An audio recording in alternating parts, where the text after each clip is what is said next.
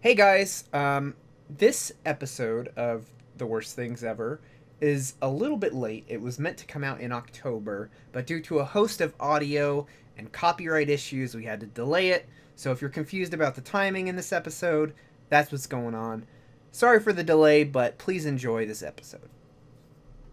Hello, and welcome to The Worst Things Ever, a definitive list of all the worst things in the universe. My name's Zack Weiss, number one Tuscan fan, um, and a star is Oh born. boy. Uh, and I'm joined by Christian Herrera. You know, you always set up some sort of bit and I try hard to follow it, but then I can't think of anything. So I'm just gonna say I'm also The you know, number one Tuscan fan. week after week I love my supporters and all my fans that keep me on top of the list of the Tuscan Uh-huh. fans. So here I am again, number one Tuscan fan, and also Oh my god. Bradley Cooper's character from A Star Is Born. Okay, cool. And Eric Bayer. Hello, folks. It's the man once again who was born a star. How are y'all doing out there? Eric, can you please explain yourself? Oh, my voice. Yeah. Yeah, I basically sound like this nonstop throughout all of October because I work at a place of employment that runs haunted house like shows. So every weekend for 3 to 4 days straight, I'm screaming nonstop, and it literally takes the rest of my days off for my voice to recuperate. So then I maybe have one day where my voice is okay, and then the rest of the days I'm just screaming and killing it again. Oh man. So Now, is it okay? I don't know how much we can talk about your job, and I'm not gonna like spend a whole lot of time on this, but sure. because I know every year you play a different character. What are you doing this year? You kind of sound like Bradley Cooper from A Star Is Born. Is that the character you're playing? Close but no cigar. I am.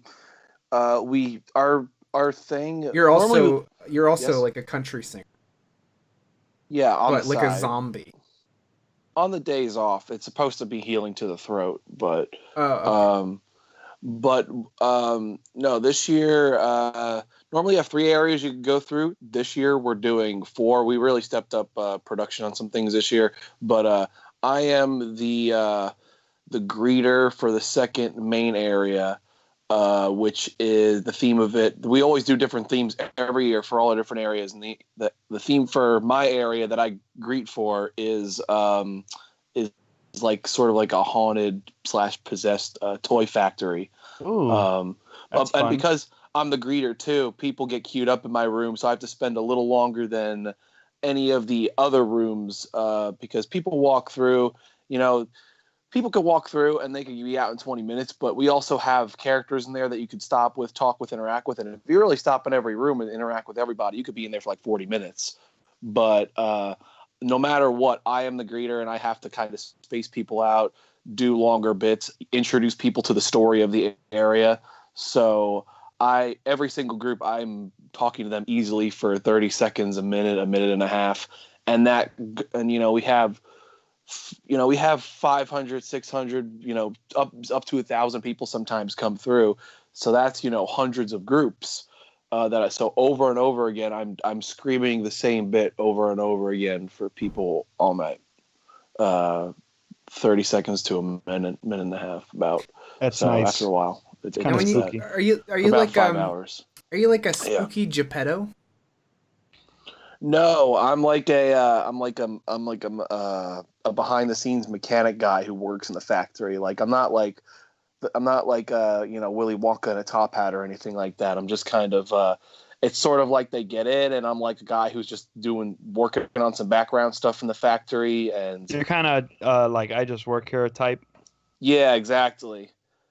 Except my face is looks similar to a lot of the other characters, so kind of sets up that thing where it's like, does this guy know what he's talking about? Is he really, because I warn people, I'm like, don't do this, don't do that, you know watch out for this, watch out for that. But the whole time I'm acting strange. I look very similar to the rest of the characters, so it kind of sets up that thing of like, should we trust this guy? Should we not trust this guy?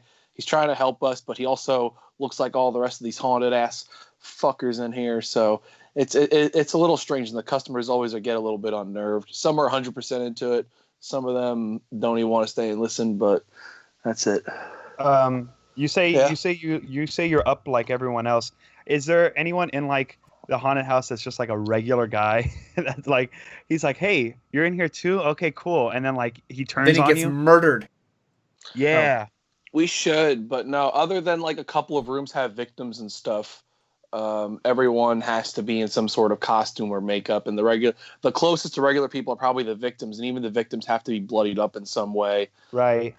Like There for needs to example, be- there's a dentist room, and there's always a victim in there, and they just get like their mouth bloodied up a little bit, and that's kind of it. And they're like a regular person, but yeah. There used to That's be a cool. guy in just like a flip flops and shorts who he's like, "Hey, you guys are in line too," and then he gets killed.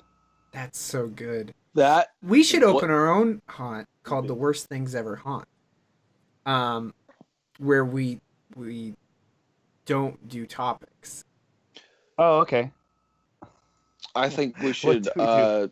select our greatest hits. You know, like the topics we've had the most passion about, or the topics that we've fallen down the biggest rabbit hole with, and just make them themed on that. Like we'll have an Ellen DeGeneres themed area of the Right. haunt. We've Stuff got an like Ellen that. Oh, DeGeneres that's so room. good. That's such a good idea. We It got can a be French like fry room. it can French be fry. like Ellen's Energy Adventure, but like violent. Like you see Bill Nye the Science Guy get eat by a fucking dino. Oh my God, that's what that ride needed. That is what that ride needed, and you know what? You're welcome for that idea. Or Ellen gets like trapped in like an oil shaft. That would be really cool. And like just black tar is like falling on her. Sounds a little bit like my fan fiction, so we're gonna have to move on. But Personal. welcome to the worst Welcome, things ever. special guest Eric Bayer. Special guest Eric Bayer. Thank you for coming on. Thank you. Let's do a little bit of housekeeping. We have the poll results for 2 episodes, so I want to read those to you guys before we get started here. We have the one from the Comic-Con. I mean, it's been a minute since we've recorded. It's been a while. It's been so long that I don't think I can name one topic that we did for the Comic-Con episode. For the Comic-Con one episode, well, the first topic was the worst Comic-Con 2018 trailer. Right? We ended up going with Titans. Titans has 3 votes. Aquaman has 1 vote. And Star Trek Discovery has 1 vote. So, there you go. For worst Disney animated movie, Home on the Range, 3 votes. Dinosaur, also 3 votes, oddly enough. For worst discussion to have with your family, Internet and Memes, 3 votes. Boring Jobs, 1 vote. And then a mysterious other single vote, but I didn't see any comments talking about it. So, Okay, they just put other. Yeah. Maybe that's what they didn't want to talk about is other. They just don't want to talk about anything other than memes and the internet and boring jobs and movies. And then worst sitcom, come on, you guys. 5 votes, Big Bang Theory. Hell yeah. A single vote for Two Broke Girls. 1 vote. I think it was Eric himself. Two Broke Girls. It might. You know what? It probably was Eric. It fucking was Eric. And that's it. But Two Broke Girls was the one we picked for some reason. I don't know, Christian. Why did we pick that one? Let me know. Listen, Eric needed a win. I felt it. I was on the podium. I really sang my praises about why that show is no good, and I think Christian was just swayed by. I felt the emotion. I felt the emotion in his argument. I think I really do think that he likes that show, and it's kind of one of those things like Gotti. They were like, find out why the reviewers say it's so bad. Yeah, don't believe the online trolls. I think that Eric was trying to stir up some interest in Two Broke Girls again, and more power to him. I think he's got like family that worked on the show or something, so more power. Kat Dennings is his sister. I just looked that up. So. Oh my God. There you go. So and then last week we put out an episode with Garrett, and the results of that are Garrett. very controversial. Oh no! For worst French fry. Oh, here we go. 3 votes for poutine. Yeah. 3 votes for Wendy's fries. That's insane. Wait, two it was votes. tied? Wendy's Yes. fries and poutine were tied? Oh Yes. my God. 2 votes for garlic fries, Wow. which we ended up picking actually, and then Yeah. 1 vote for other. And then What's the other? I want to read. We have 2 things, so I don't know. There must be some discrepancy here with these 2 people. Dr. Ryan said tater tots. Tater tots are That's not not a a fucking fry. fry. I don't like That's hash like browns. saying mashed potatoes are a fucking fry. Get out of here. I don't like hash browns or tater tots. That would have definitely been my choice, but I feel like I would have been run out of town if I would have said that. That's not a fry. Come on. It's a And then potato preparation. I mean, what makes it a fry? You know, tater tots are fried. They're potatoes. and then Kevin Stott, our friend, Oh, good that Kev. friend, he said Carl's Jr. crisp Get cut out of fries. here. Those So, are fine. And then for worst T-shirt, 4 votes, horny Walmart T-shirts. Okay. 2 votes for the targeted ad shirts. Okay. Those are the best shirts, honestly. 1 vote for the I Want the D shirt, and 1 vote for other, which again nobody told me what that was. Okay. So, Whoever's putting other out Someone's- there, very funny. yeah. Yeah. So it's come on, not funny, you guys. No Come jokes. Grow up. And then for worst school rule, 5 votes for no defending yourself, 5 votes. 4 votes for bathroom rules, and 0 for the other votes. There was no votes for mandatory assemblies, which was Christian's pick, and 0 votes for no spaghetti straps, which was the horny pick. Yeah, kind of a. Well, I don't think there's a lot of people looking towards horny teenagers right now. I don't think anyone's that interested in it. Yeah. And you know what? This one's actually really interesting. I was not expecting this. For worst toy, 3 votes for the pooping animal keychains, Really? 2 votes for the Oozinator, Okay. and then 1 vote for other, which Dr. Ryan says those army men with the shitty little parachutes attached. I like Those the are parachutes. harmless. They're fine. That You throw 'em off. Whatever. You throw them off Yeah. the stairs, and then you leave them down there, and you don't go looking for them. Yeah. It's Exactly. less of a And then toy Andy's as mom it is, steps on him. Yeah, and then she goes, Andy, and then I thought I told him not to leave his toy lying around. And so 0 votes for Vinyl Mations and 0 votes for Sticky Hands, but that doesn't surprise me that much. I feel like Sticky Hands and Army parachute guys are in the same boat of you pay 25 cents, and then by the end of the hour it's gone. Yeah, I think you're probably right. But you Now, know what? Vinyl Mations, they'll live on forever. But without any further ado, let's just get No, right into let's, the. let's go on with the ado. Okay. How Well, was your Eric, day? it was fine. Let's just get Um, on with it. Okay. Why don't we start with a viewer suggested. I can't talk. God damn it, Eric! Your shitty voice is reflecting on me. Oh, I man. can pronounce very well. I just can't talk. Yeah, I yeah, like that's Eric's true. voice. So let's pick a viewer suggested topic. Does one of you, do you want to present this, or what do we want to do? I can present it, but You told me what it was, but who suggested this one again? I mean, I think you would know better than I. Well, you got me. I don't remember. No, good friend Rui of the show Oh, okay. Yeah, suggested this. it was Rui. Okay, yeah. So Rui suggested that we do the worst fast food item, boys. Mm-hmm. Well, do either of you want to go, or Well, because I always go first? Yeah, Zach you could do. always go first, but I'm feeling like maybe Eric should go first. Yeah. I got this. His voice is about Choice. to like cut out, so we got to move his picks along the quickest. You know what I'm saying? Because we never know Right. when it's gonna go. You might not have a voice by the end of the hour. Yeah, he I may might not. croak at any second. Rest You in might peace. take a nap halfway through. Yeah, well, it is the season of croaking, so. Is it But a lot of deaths this time? A lot of people. I mean, coming I don't back know if to there's a life. lot of deaths, but there's a lot of talk about death. You know what I'm Oh. saying? Yeah, yeah. So, Bear, go ahead. Hit me with something. My pick is going to be related to, was it the very last the very last episode before this one we did with Garrett, right? Yeah. It was it was the last episode. Yeah, so this is going to be canonically tied to that pick, which I said, we had a worst French fry topic on that episode. We did the redemption, and I said Wendy's fries for my pick.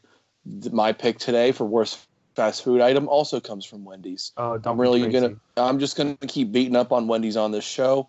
I don't care what anyone says. They can write me a letter if they want me to stop, but that's up to them. I'm gonna keep doing it. Worst fast food item comes from Wendy's, and it's a little burger they have. It's called the Baconator. What is wrong with you? You're definitely going to get a strongly written letter from Royce. Oh my God. I'm going to tell you that this won't even be my most controversial pick tonight. But, oh no. God. So this is a warm-up. Oh no. The Baconator. Why? Why the Baconator? NG. No good. Because I've gotten this. Is that what that stands for? Plenty of times. Yeah, if anyone ever says good? NG, it means no good. Oh, okay. I've gotten this burger plenty of times because I do myself. Not to be a little bit of a trendy guy, but I Well, do. You are just a trendy guy, though. So that I guess this is all natural. That I do enjoy a little bacon from time to time. I like some bacon, and I do love bacon cheeseburgers. It's always, I feel like you don't see the bacon cheeseburger option on enough menus these days. But when you do, I always try to take it. I always try to take the bacon cheeseburger. I think bacon and burgers, they go together like peanut butter and jelly. I enjoy that combo very much. So very, very many times I've gotten the Baconator from Wendy's thinking, well, hell yeah, they've got a bacon cheeseburger. I'm going to go for it. And I'm always in sheer regret over it. Why? Because it is just too much. It is overload. You ever heard of a restaurant called the Heart Attack Grill? Oh, yeah. Okay, well, for those who don't know, there's a restaurant that's kind of like a gimmick restaurant in Las Vegas called the Heart Attack Grill, where it's like they just go crazy on all the burgers, put way too much. It's the most unhealthy food in the world, but that's kind of the gimmick of it. But anyway, that's almost kind of what I feel like whenever I eat a Baconator, just because the burgers, the bacon, it's all just so greasy and it's all piled up on there. I feel like they put way too much bacon on. I feel like the bacon is just what you wish for. There. I guess you are right in that instance, because the bacon's just there to give the burger a little extra flavor. But in this, they put 6 strips of bacon, 9 strips of bacon. That's insane. They actually once had a, kind of like how McDonald's did the Junior and the Big Mac. They did once actually had a thing where they had the Baconator Junior and then one step up from the regular Baconator, and I did that once, and they put 12 pieces of bacon, and I was like, I feel like there's a literal, in the cartoons how they have those bombs that are just like a black ball with a string. I felt like there was one of those inside my stomach after I had eaten just the one step up Baconator. It's just a big ball of grease. The bacon is also really crappy quality. It is just the greasiest, rubberiest piece of meat on there in the world. Okay, don't say rubbery. It's not that bad. It's so greasy though. You're right. It is way too greasy. It's greasy, and also the toppings too are just so simple, and they go overboard with them. It's the patty, the bacon, the cheese, and then the 2 toppings are ketchup and mayo, which I don't mind mayo, but they put a shit ton of mayo on it every time. Slather it up. I feel like I'm just eating straight up cow fat the burger every time I have a Baconator. It is. Well, as a vegetarian, that's just right up my alley. Oh boy, exactly. Nasty. I know I'm selling Zach on it real hard here, but that's my pick, just because I think it's just I understand with the name, you got to go a little bit hard, but I think that burger goes too hard. It's like a good gimmick item, but it's not it's not something that I think humans should be consuming on even a once in a while basis. No, that is not. Do you think? Go ahead. Now let me ask you a couple of questions about this burger.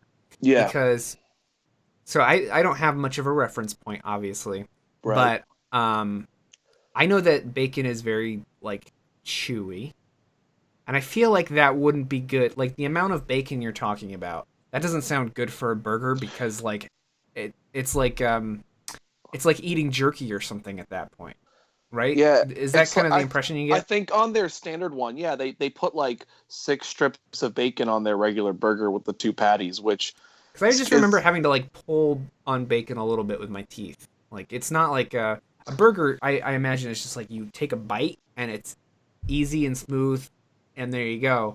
But like with this yeah. bacon, I imagine the bacon is like falling out every time you're taking a bite. Is that how it is, or? I feel like it's either fallen out or it's like completely melted into the patty, like because just the Hmm. grease cements the two things together, where it's almost Grease like they've cementing it. That's yeah. So it's that's a like fun these Oh image. yeah. these two meats have fused into almost an A super meat. undistinguishable, yeah, like some kind of super meat that is like not the worst thing I ever tasted, but also not what I wanted. I want to taste a burger and I want to taste bacon. I don't want to taste just a massive, undistinguishable meat when I Hmm. bite into my burger. And then like yeah, I a lot of your arguments seem to be about like the health factor involved. But how much do we want to like talk about that with this discussion? Because like it is fast food items, right? Yeah, I mean, I think it's worth taking into account, but it's not everything because also, like I said, it's just not a burger that tastes very good in my eyes. Like when I Okay. think bacon cheeseburger, I think of I've had plenty. I think most other bacon cheeseburgers I've ever had in my life, I've enjoyed more than the Baconator. But yeah, like so, health is probably like my numero uno reason of why this burger is something I don't like and regret every time I have it. But also, yeah, I just don't think it tastes very good. I think it could do a better job at being like a legitimate bacon cheeseburger. You don't like the sandwiches at Wendy's. You don't like the fries. You pretty Mm-mm. much just don't like anything at Wendy's. Then it sounds like No. You don't like Yeah. anything at Wendy's? That's insane. Frosties are all right. Hey, I was just about to say that. The only I tell this every time someone brings up Wendy's, I always ask them, "You get a frosty?" If they say yes, I go, "Hell yeah!" If they say no, I go, "You fucked up," because the only reason to go to Wendy's is for a frosty. If you go to Wendy's and may have an order and you don't and you leave without a frosty, you just wasted your money at Wendy's. There, that the Uh, frosties are the only reason to go there. I love the frosties, but and that's like the one thing they have going for them. Yeah, the frosties are very unique. I love frosties to dear death. But otherwise, Wendy's can suck my, you know what? Well, whoa. I'm gonna pick one from a fast food restaurant I really enjoy. Um, Oh, I really enjoy Taco Bell. Uh-oh. Um, but there was one thing that they've done. I think it was recently. I don't know how recent, but I've seen it on the menu like multiple times since it's come out. My pick is going to be the Captain Crunch Delights. what? Either of you tried Oh, this? Oh, yeah, right. yeah, yeah, yeah. Those are fine. I mean, I feel like all of those little dessert like the Cinnabon delights and all that, I feel like they're all the same, right? These ones are a little bit different. I think I like the idea and concept. I'm not against that. Like I think a Captain Crunch anything sounds good to me. Basically, like I love Captain Crunch. We talked about this on the cereal episode, but he's my homie. Um, Gotta much love like Eric's homie collection. But it. um, I think the execution was just horribly done because uh, it's just how should I describe it? It's greasy, Mm-hmm. gross. It tastes like the same batter that they use for like their tacos and stuff. Like Oh, what? I don't know if it is or not, but it's like basically what Captain Crunch Delight is it's as I understand it a donut hole, but like the outside of it is coated in some like Captain Crunch dust or something like that, and inside it's got like frosting or something. Mm. Um, and it sounds good, right? But I just feel like the execution's bad. Because in the center, like, there's just this, like, hot white glaze. And I'm not sure what it's supposed to be. Like a Like, jism glaze? I mean, we talk about cum so much on this podcast. That's all we Like, talk about. We That's have a all we talk fascination about. with it. I think we do have a fascination with it. And Oh, I'm God. trying to, like, I just veer thought away that's what from you were that. getting at. I thought that's what you were I going mean, for. I did say hot Zach, get white your mind out of glaze, the I'm gutter. pretty sure, Yeah, hot, but hot cream. That's. but what is it supposed to be? Because it is the sensation, What is it? the sensation that you get when you bite into one of these Captain Crunch Delights is so similar. Like the hot release that you get It's a nice is creamy so surprise. similar. It is a nice creamy surprise. That's exactly right. I think it's supposed to be like Captain Crunch flavored like hot milk or something. Yeah, but it's what it like. I don't know any other donut holes that have like just frosting in the center. Well, Usually let me it's just ask you, frosting on the outside. How messy is it? Like when you get that nice little cream puff on you, does it like dribble down your chin and all over? I mean your... the I was about to say the jism, but yeah, the glaze in the center, it like that's super messy. The outside is oddly not messy though. I don't know what the deal is with that. Right. I feel like it's which got is some fine. like I feel like it's got some like invisible coating of like something. Yeah, Wouldn't the be as much glue. fun if it was just everywhere. You gotta have that burst when you first bite into it. I mean, is- it's just not a good burst though. Why are Like- people like obsessed with like food that like has a hot burst in your mouth? I hate that. Yeah, I hate it too. And you know what? I think what would save these Captain Crunch Delights is like do like a berry filling or something. And then don't make it like this hot burst of release into your mouth. It's just really gross. And if we want to talk about the health factor, I wasn't going to bring this up, but these are like not good for you at all. Oh no. They're just fucking straight sugar. But it just doesn't give me what I want because I think I love a lot of Captain Crunch stuff. To my surprise, this year I tried the Captain Crunch Slurpees at 7-Eleven. Or the Slurpee. Yeah. That was actually really good. Surprisingly, I didn't think it was gonna be good, but it tasted like what you would want. Now, And did with you these- go? Did you go big baller and put the crunch berries on top of your? I sure did. Yeah. On top of your Slurpee? Hell yeah. It was good. You know what? They managed to pull it off. But with these Captain Crunch Delights, I feel like there was nothing Captain Crunch about it, basically. Like the dough wasn't a Captain Crunch thing. It was just like a shitty donut hole. And it was greasy and weird. Like, do you ever go to those donut and Chinese food places? Have you ever been to one of those? Yes.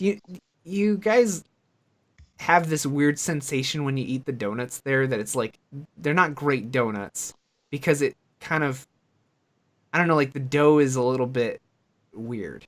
Do you know what I'm talking about? Uh-huh. I don't know how else to describe it. It just tastes off. And that's kind of the sensation I get with these Taco Bell Captain Crunch Delights.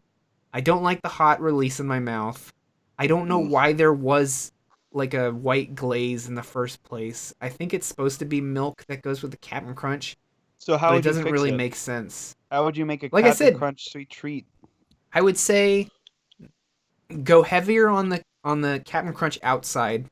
Like, I think I want it to be made out of Captain Crunch balls. But go hard on that on the outside, and then on the inside, I don't know, do like a berry thing. Captain Crunch is it like should be all a about thing. berry. Because It should have been that. Correct me if I'm wrong, but I feel like last time I got them, the sprinkling outside was like a rainbow color, right? It wasn't. It was supposed to be like the color of crunch berries, wasn't it? I think it's supposed to be that. It's just red though. It's weird. It's like red with like flakes of different colors, like blue and green. Because I mean that would be crunch berries, but there's no berry thing about it. Yeah, there's really not. I mean, you could say that the outside coating is supposed to be like Captain Crunch, but it doesn't really taste like that. So, I don't know. I don't know what the deal is with those. But that's my pick.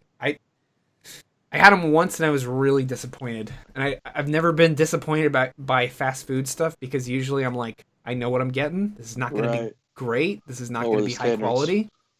But like, this was worse than anything I think I could have imagined. I was like, so just not on board for it. So, but like I said, you know what? I think Taco Bell, they get a lot of flack, but I think they're one of the better fast food restaurants, honestly. I get that. Yeah. I like a lot of the weird stuff they do. I like Doritos Locos Tacos. I think that was a smart idea. They put out like a watermelon Slurpee thing that was good this year. Yeah. So I don't know. I'm a Taco Bell fan. Listen, we could talk all day about the great menu at Taco Bell.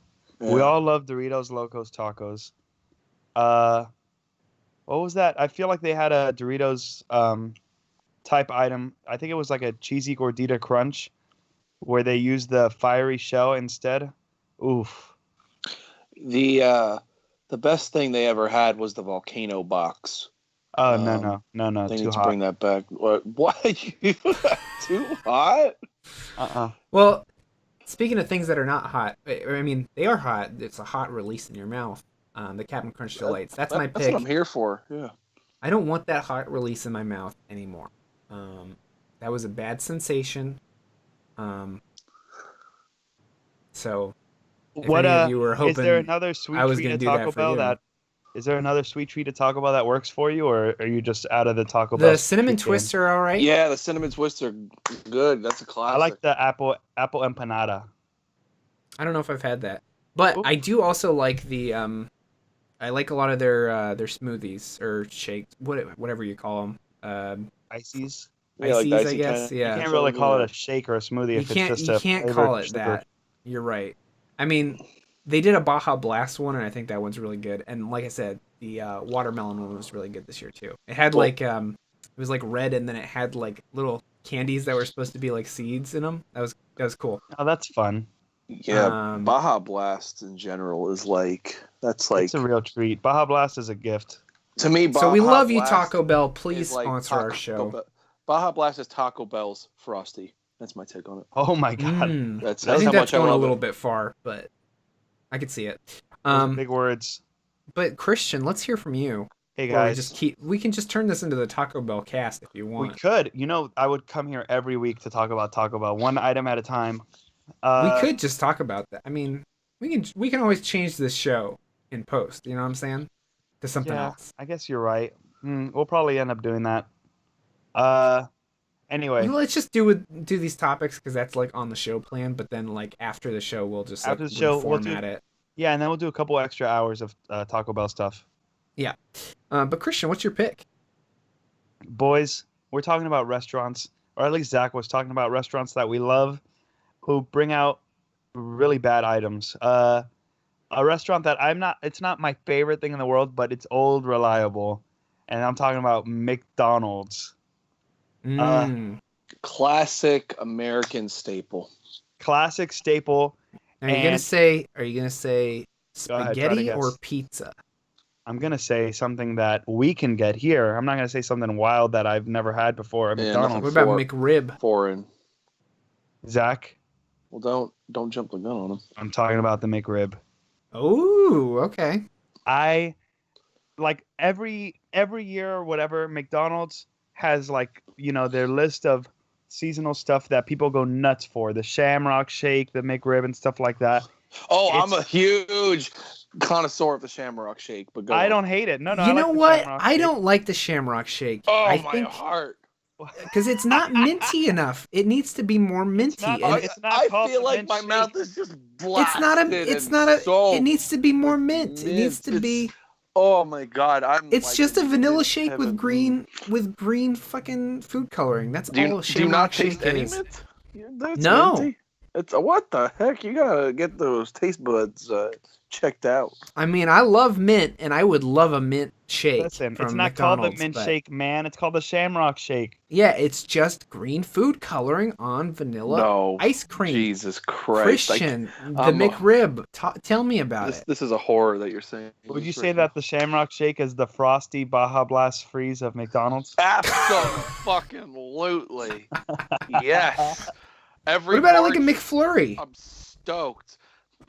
That's not the same thing. Flurries McFlurry's are ice okay. cream. It's okay. We're not talking about this isn't a sippable It's beverage. fun. You can sip it, I think. A McFlurry? Are you insane? No, Ice you cream. can't. You're right. If you No, you let can't. it melt You're right. for 2 hours, the ice cream is so thick in the McFlurry. There's no way you could sip that. It's like putting they a give straw you in a that. soft serve ice They cream. always give you that big, heavy-duty plastic spoon too. Can you That's sip a like- Frosty though? What's the point of that spoon? Because the ice cream Frosties is are so like thick too, though. Well, Is it- Frosties melt way faster though. Like by Okay. the time you're done with your meal, it's like half soup, half ice cream. But Okay, no way. I can't do a melted frosty. no, yeah, understandable. You have to get it while it's hot or cold. Anyway, speaking of hot, Well, we're gonna talk about Captain Crunch Delights again. Okay, the, Captain Crunch Delights. the Just nice so- warm release. No, go ahead, Anyway. McRib. Tell me. The about it. McRib. I mean, I don't have a lot to say other than I've gotten it. People go insane for it, and I think it's disgusting. It tastes like rubber. It's like last time I ordered a McRib, because I've had them a few times in the past, and every time it's got a couple years in between so that I could think, oh, wow, They maybe fixed it. maybe, well, not even maybe they fixed it. Maybe it is good, and I don't know what I'm talking about. Because if it keeps coming back, if it keeps coming back and people go insane for it, maybe I'm the crazy one. But it tastes like rubber.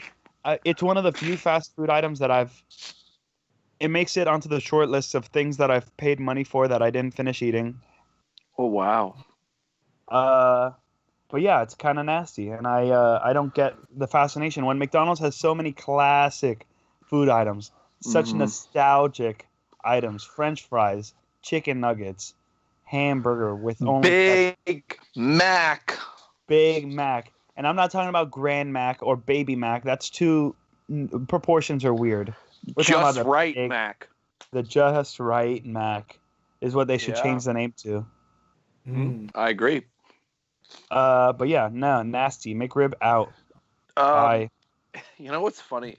Okay, so I love ribs. I love any kind of like barbecue meat. Ribs especially, I definitely go crazy for. I love ribs so much, and I don't eat McDonald's that often. I eat it like there's like months apart between when I eat McDonald's. I very rarely eat it. So there's only been a handful of times in my life where I've actually been at McDonald's and they've had the McRib, and almost every time I've heavily considered it, contemplated it, and never got it because I've genuinely been scared that it would suck.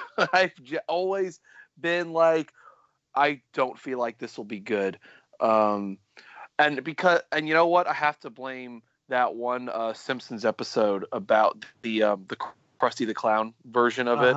I feel like that episode really overhyped for me before I even ever had a chance to get a McRib in my life. How good that McRib would be, because they make that sound like it's like the best sandwich on earth. That one episode of The Simpsons, and so every time I order, I go through this mental process where I think that's that's gonna be the sandwich I want. I'm gonna go for it, and then I'm like, but it's not gonna be as good as it is on The Simpsons, huh? It's probably not. Maybe it's not even that good in general. I mean, it's just a rib sandwich, and people say it's bad. I always psych myself out of it. I'm always so afraid it's going to be bad. I never want to try because I don't want to be disappointed. So, yeah, I've never had one, but it's something that I weigh with like a fucking abacus every time I'm like up to bat to order when they have the McRib. It's in your head. It's in your head. They got you. I feel like with this topic, the ball is kind of in your guys' court, because I have kind of no reference point for either of your picks. So, Oh yeah, you're right. Wherever you guys want to go with this is fair game as far as I'm concerned. Yeah, with the Captain Crunch thing, I feel like I've never had them, but I I'm always game for those gimmicky dessert items and whatever, and I feel like I've never been disappointed by it too much. You know, like I said, I adjust my standards, and I'm usually like, okay, that's more or less what I expected. But yeah, with the gimmicky dessert items, and also with the gimmicky dessert items, they're also they come and go. They're here for a limited time, and then they're gone. I feel like they're harmless if they're not sticking around, but like Christians is like harmful. Christians is like, the Halloween slasher. I'm not talking about Michael Myers, just in general, like a Halloween horror slasher villain that just won't. What does the movie Halloween have to do with food? Your McRib is like the killer that keeps coming back, that you always think it's gone and then it comes back. My point on that. See, what I think happened, Eric, I think you're lying, and I think you had one of these Captain Crunch Delights, and that's why your voice is all fucked up. Because you got that hot release down your throat, and now it's just caught there. That's what I think happened. Gonna neither confirm nor deny anything about a hot release. Honestly, I'm looking at pictures of these Captain Crunch Delights, and it looks like one of those cheese wheels you get in the red thing. Oh my god, it's that red? Yeah, it is. Like, look up images of this right now, and it's like even down to like the way the frosting looks on the inside. What's that? Oh my god, I get those. I used to get those a lot. I forget what they're called. The cheese wheels. No, they have like Blue Bell or Baby Bell. Baby Bell, there you go. Yeah, Baby Bell cheese. Yes, those I like Baby Bell cheese. So hey, that's only a point. You're only selling it to me now. I don't know. Like, they kind of look pretty good. I don't know. I'm looking at some images here, and I don't know about that. But I do think cheese. I think they're around. I'd have to look it up because I can't tell if they're around like all the time or if they're discontinued or what. The Captain Crunch. I mean, the last few times I've been to Taco Bell, they had them. Really? So I haven't been recently. They still have them there? Yeah, because I think Crunch. Mm-hmm. Last time I was there. I'm just gonna keep talking over you. Yeah, thank you. But I think they've been around forever. I thought that was a one and done. No, because Shit. it happened like originally in 2015, I want to say, and I think the last time I went, they were there too. Taco Bell on. Okay, I looked it up. Okay, so it says new Captain Crunch Delights. They're here, but not forever. Try some before they're gone. But like, they've been around forever. Sure, yeah. So I don't know what the deal is, Taco Bell. If you want to sponsor this show, you know what? I think maybe we shouldn't pick Captain Crunch Delights because I do want Taco Bell sponsorship. I do want one of those. I do want one of those hot and spicy sauce packets as a USB drive. So, I mean, remember, make that happen, Taco Bell. The whole point of this show is to make an archive of the worst things of all time. So if we pick Taco Bell Captain Crunch Delights, Taco Bell's name becomes officially engraved in the hall of the worst of all time things in our podcast. It's never going to be forgotten that we picked a Taco Bell item ever. Well, you know what? The idea is that once we're done, we're going to send up this podcast into a satellite, not unlike Voyager. Sorry, I was getting some Star Trek The Motion Picture flashbacks. Voyager, not unlike the Voyager satellite that went up there with that golden disc. So, yeah, Taco Bell doesn't want that on their record. But we could say it's a knock against Captain Crunch, which we also want a sponsorship from. So I think maybe we can't go with that. But then it's between your two picks, and I don't have a reference point for either. Eric is selling me more on the Wendy's than the McRib. I could walk into Wendy's right now and say, give me anything, and I would love it. Wendy's is great. The Baconator is way too greasy. But you know what? Yeah. If I say give me anything, I mean it. I'll eat it. I won't... It's not my favorite thing, and I'll probably have to lay down for a couple hours after eating it. But I like Wendy's. I like their fries. I like their chicken nuggets. I like their hamburgers. And I like their Frosties. Sorry. Okay, well, I mean, we have to pick Well, one. I put my stake hard in the Baconator, and you think about Christian's pick is I never had it, but once again, part of why I never had it is because I've always been so afraid of it being so bad, and it sounds like it almost is. But also at the same time, I do think I painted the ultimate picture of why the Baconator is NG, no good, and even Listen. Christian's admitting right now that if he had a Baconator, he probably wouldn't be feeling too well after it. So We all It's gonna be the know. Baconator. Lock it in. I think We it's all got to know be the. the Listen, we all know the Baconator. Baconator's NG. Baconator. All right, Lock it in. fine. Lock it in. It's NG. It's NG. And Okay. the worst NG of all time. So Baconator is the worst fast food item. Okay, great. Christian, why don't you start us off here? What's your pick? I'm gonna throw it right on over to you. Well, boys, let's do the worst carnival ride. So it's the season, summer's over. Is it? Uh, What's it the season for? spooks Christian? and specters. Yeah, you can still then have why would you say carnivals in it's- fall. I guess so. There's summer's over. All those carnivals are over. Fall has just begun. We got pumpkin patches and haunted house stuff, and we got all those places, all Christian. those big theme parks with their Halloweens.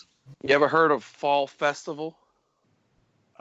No, but I can assume I know what it is. Wait, what's fall festival?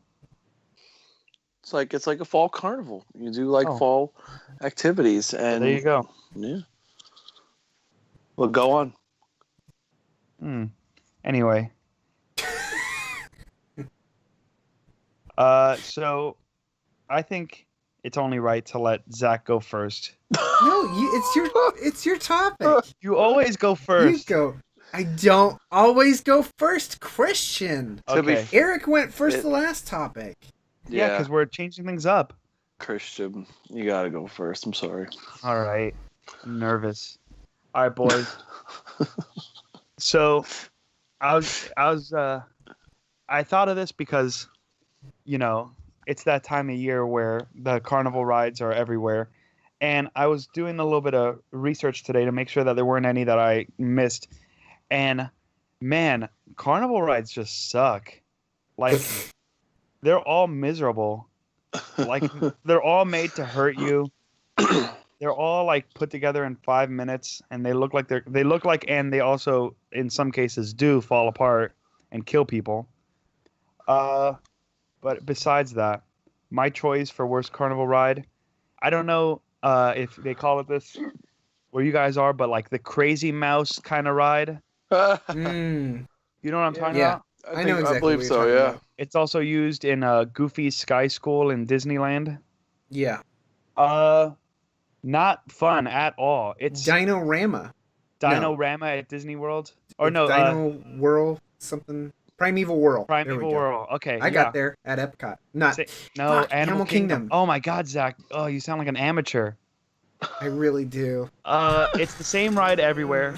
It's literally the same ride. It's kind of sucks. You get put in like a little round vehicle where it's technically a roller coaster, but there's no speed or drops or anything. It just kind of whips you around corners, and it makes you look like you're going to fall off the end, which the thrill of it is supposed to be that, oh, it looks like you're going to fall off the end, but it just whips you around those corners so hard that you get about 10 different chances to hurt your back.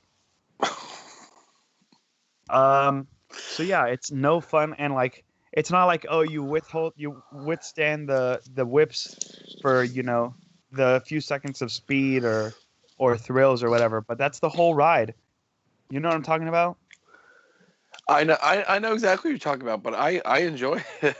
You enjoy that? I don't think that's one of the worst carnival rides. Like, It's like a 100% success rate of me feeling ill. Either my back hurts or my stomach hurts every single time I ride one of those. we were talking about this a little bit before the podcast started, but honestly, I almost never go on carnival rides. Like, I consider the carnival being like kind of like the fair. I don't really know if there's any carnivals around me, like just straight up carnivals. There's fairs, which have like a carnival aspect to them. But like, I can't tell you the last time I've actually like been on one of those rides. Maybe we're just So too old for it. I we can. might just be too old. I love. I mean, I don't go to the carnival that often, but I love rides in general. And anytime I go to a carnival, it's like, yeah, let's ride some damn ass rides. I'm about them. And yeah, that mouse ride. I don't think I've ever ridden one of those at a carnival, but the Six Flags by me has a ride like that. That is basically like I guess a better version of that. And anytime I ride that, it's great. I not only like it myself, but if I'm there with at least one friend, they're usually always more scared of it than I am, and it's great to watch them kind of have that panic moment. that, like, especially if it's a friend who's afraid of heights. If you got a friend who's afraid of heights, go on one of those mouse rides. They're not having a good time. It's a good show. I enjoyed the ride itself. I'm a fan. I don't know. Yeah, I like it too. But here's my pick, and you guys can decide whether this is acceptable or not. Um, I kind of went with more just like amusement rides rather than specifically carnival rides. I don't know if carnivals even have this, but I'm pretty sure they do. Um, I went to like a Santa theme park Uh in huh. Colorado Springs, There's one of Yeah. those in South Florida um, that I used to go to a lot too.